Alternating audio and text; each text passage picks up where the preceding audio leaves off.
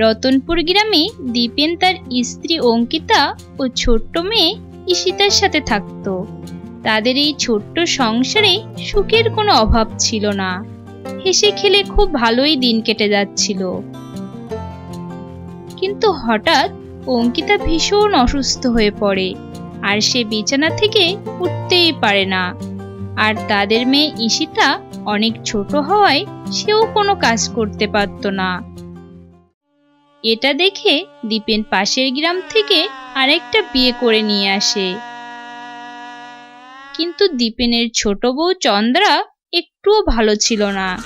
সে বিয়ের পর থেকেই অঙ্কিতা ও তার মেয়েকে একদমই সহ্য করতে পারত না। দীপেনের সামনে চন্দ্রা তাদের সাথে খুব ভালো মানুষের মতো ব্যবহার করত, কিন্তু দীপেন চলে গেলে সে তার আসল রূপ দেখাতো। ঈশিতা, এই ঈশিতা, তুই কোথায় গেলি? বলো ছোট মা, তুমি আমাকে ডাকছো কেন? রাজকন্যার মতো বসে বসে খেলেই হবে? বাড়ির কাজগুলো কে করবে শুনি? তোরা কি আমাকে চাকরে পেয়েছিস? তোর ওই অসুস্থ মায়ের সেবা যত্ন করব আর তোদের রান্না করে খাওয়াবো? সেটা হবে না কিন্তু। হ্যাঁ, যা গিয়ে সব বাসন মেজে নিয়ে আয়। ঈশিতা গিয়ে সব বাসন মেজে ফেলে। সে তার মায়ের জন্য খাবার নিয়ে যায়, আর সেই সময় চন্দ্রা সেখানে চলে আসে আর ঈশিতার হাত থেকে খাবারের থালাটা কেড়ে নেয়। ছোট মা, তুমি এটা কি করছো? মাকে তো খেতে দিতে হবে। খেতে দিতে হবে? মরা মানুষের আর অত খেয়ে লাভ নেই। সারাদিন তোর ওই আত্মরা মায়ের পাশে বসে থাকলেই কি চলবে? বাড়ির বাকি কাজ কে করবে শুনি?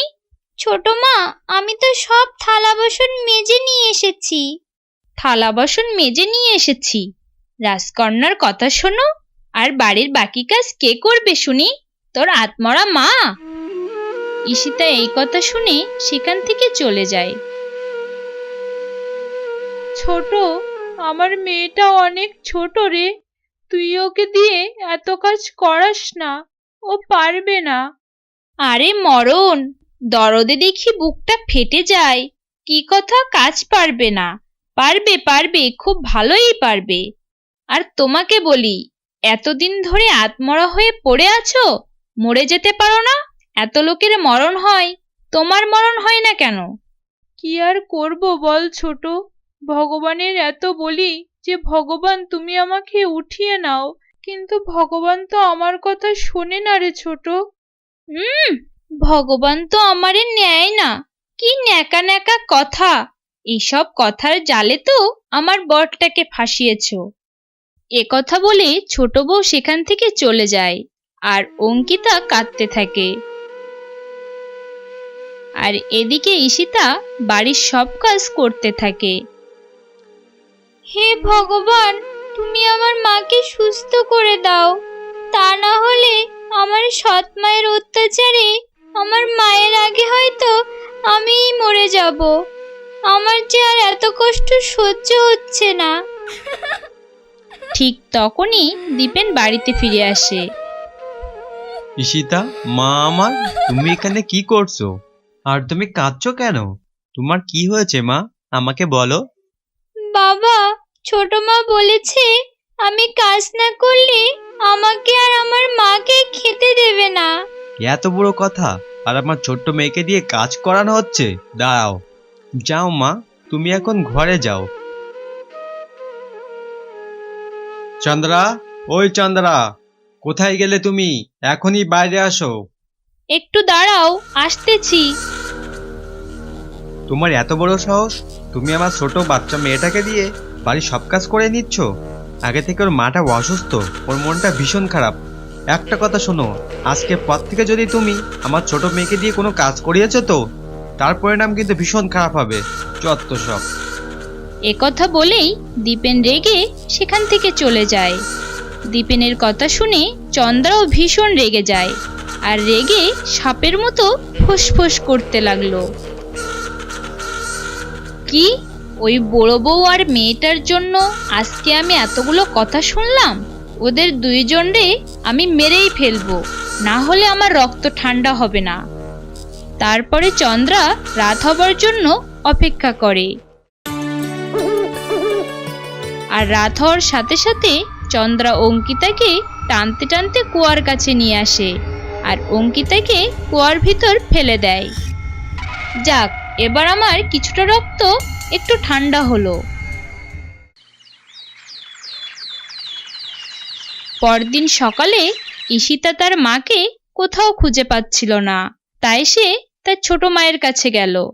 ছোট মা, তুমি কি আমার মাকে দেখেছো? আমার মা তো ঘরে নেই। কোথায় গেল আমার মা? তোর মা কোথায় গেছে আমি কি করে বলবো? দেখ কোথায় গিয়ে মরে পড়ে আছে। তোর মরা মায়ের জন্য আর ন্যাকা কান্না না করে যা গিয়ে কাজ কর। ঈশিতা কাঁদতে কাঁদতে কাজ করতে থাকে। ঈশিতা জল নেওয়ার জন্য সে কুয়ার কাছে গেল। মা গো, তুমি আমাকে একা ফেলে কোথায় গেলে মা? আমাকে কেন তোমার সাথে নিয়ে গেলে না?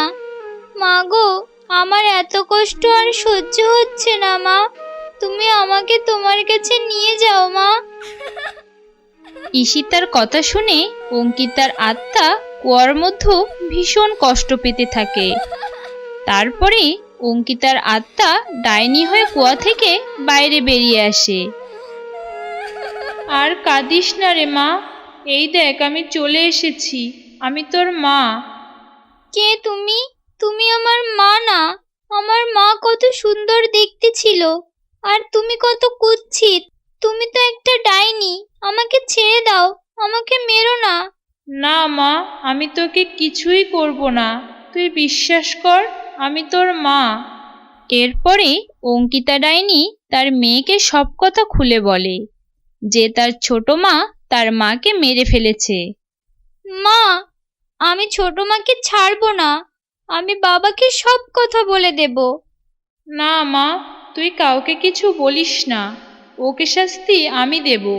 তুই শুধু আমার কথা মতো একটু কাজ করে যা।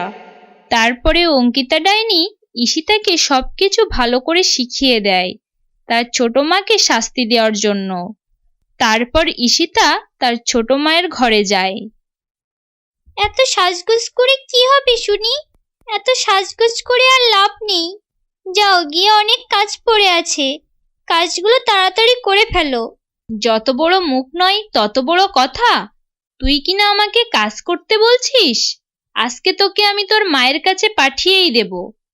এটা বলে চন্দ্রা তাকে মারতে যায়। তখনই তার ডাইনি মা চন্দ্রাকে পাবা দিয়ে নিচে ফেলে দেয়। ওরে মা গো, আমার মাজাটা একেবারে ভেঙে গেল গো। ঈশিতা, তোর এত বড় সাহস যে তুই আমাকে ফেলে দিলি? আজকে আমি তোকে একেবারে শেষ করে ফেলবো। এ কথা বলে চন্দ্রা যখন একটি লাঠি নিয়ে এসে ঈশিতাকে মারতে যায়, তখনই তার ডাইনি মা তার সামনে চলে আসে। ওরে মা গো, মরে গেলাম গো, এ তো একটা ডাইনি। তুমি কে আর কি চাও এখানে? আমাকে চিনতে পারছিস না ছোট? আমি অঙ্কিতা, যাকে তুই কুয়ার মধ্যে ফেলে মেরে ফেলেছিলি। তুমি এখানে কি করে আসলে? তুমি কি ডাইনি হয়ে আমাকে মারতে এসেছো? না না, আমি তোকে মারবো না, তবে একটা শর্ত আছে। আমি তোমার সব সত্য মানব, কিন্তু দয়া করে আমাকে মেরো না। আজ থেকে তুই বাড়ির সব কাজ করবি, আমার আদরের ছোট্ট মেয়েটার খেয়াল রাখবি। তার যত্নের যদি একটুও খামতি হয় তাহলে কিন্তু আমি তোকে মেরে ফেলবো। ঠিক আছে, এখন থেকে আমি বাড়ির সব কাজ করব আর ঈশিতারও খেয়াল রাখবো। ছোট মা, তাড়াতাড়ি যাও, আমার ভীষণ ক্ষুধা লেগেছে। তাড়াতাড়ি করে রান্না করে আমাকে খেতে দাও, আর আমার জামা কাপড়গুলো পরে ভালো করে পরিষ্কার করে দিও। এরপর থেকে ঈশিতা তার ছোট মা ও বাবার সাথে সুখে শান্তিতে থাকতে লাগলো, আর তার ডাইনি মাও তার খেয়াল রাখতো।